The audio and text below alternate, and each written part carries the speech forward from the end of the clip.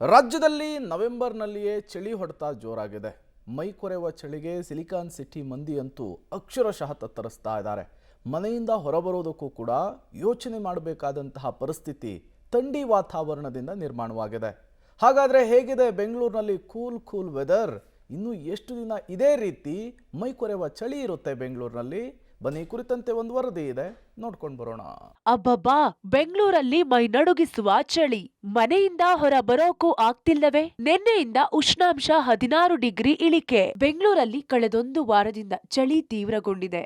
ಮಧ್ಯಾಹ್ನದ ಸಮಯದಲ್ಲೂ ಮೈ ನಡುಗಿಸುವ ಚಳಿ ಇದೆ. ನಿನ್ನೆ ನಗರದಲ್ಲಿ ತೀವ್ರ ತಾಪಮಾನ ಹಠಾತ್ ಕುಸಿತ ಕಂಡಿದ್ದು, ಕನಿಷ್ಠ ತಾಪಮಾನ 16 ಡಿಗ್ರಿ ಸೆಲ್ಸಿಯಸ್ ದಾಖಲಾಗಿದೆ.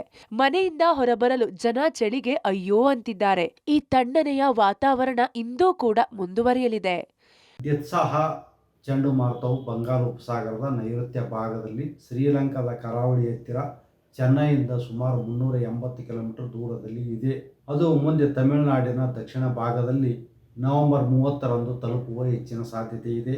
ಈ ಚಂಡಮಾರುತದ ಪ್ರಭಾವದಿಂದಾಗಿ ದಕ್ಷಿಣ ಒಳನಾಡಿನ ಜಿಲ್ಲೆಗಳಲ್ಲಿ ಹಗಲಿನ ವೇಳೆಯಲ್ಲಿ ಉಷ್ಣಾಂಶ ಇಳಿಮುಖವಾಗಿದ್ದು, ನವೆಂಬರ್ 29 ಹಾಗೂ 30ರಂದು ಹಗಲಿನ ವೇಳೆಯಲ್ಲಿ ಚಳಿಯ ವಾತಾವರಣವಿರುತ್ತದೆ. ಡಿಸೆಂಬರ್ 1ರಿಂದ ಬಿಸಿಲು ಬೀಳುವ ಹೆಚ್ಚಿನ ಸಾಧ್ಯತೆ ಇದೆ. ಬೆಂಗಳೂರಿನಲ್ಲಿ ಮುಂದಿನ 2 ದಿನಗಳಲ್ಲಿ ಕನಿಷ್ಠ ಉಷ್ಣಾಂಶ ಸುಮಾರು 16 ಡಿಗ್ರಿ ಸೆಂಟಿಗ್ರೇಡ್ ಹಾಗೂ ಗರಿಷ್ಠ ಉಷ್ಣಾಂಶ 24 ಡಿಗ್ರಿ ಸೆಂಟಿಗ್ರೇಡ್ ಇರುವ ಹೆಚ್ಚಿನ ಸಾಧ್ಯತೆ ಇದೆ.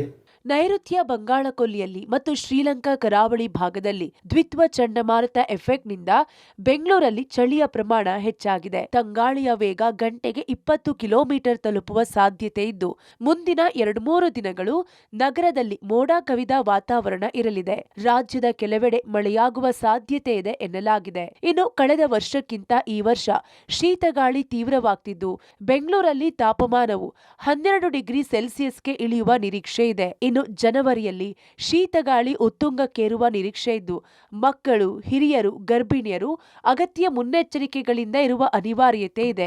ಬೆಳ್ಳಂಬೆಳಗ್ಗೆ ವಾಕಿಂಗ್ಗೆ ಬರುವವರು ಚಳಿಗೆ ಮನೆಯಿಂದ ಹೊರಬರಲು ಹಿಂದೇಟು ಹಾಕ್ತಿದ್ದಾರೆ. ದಟ್ಟ ಮಂಜು, ಮೈ ಕೊರೆಯುವ ಚಳಿಯಲು ಕೆಲವರು ಬೆಚ್ಚನೆಯ ಸ್ವೆಟರ್, ಕಿವಿಗೆ ಕ್ಯಾಪ್ ಹಾಕೊಂಡು ವಾಕಿಂಗ್, ಜಾಗಿಂಗ್ಗೆ ಬರ್ತಿದ್ದಾರೆ.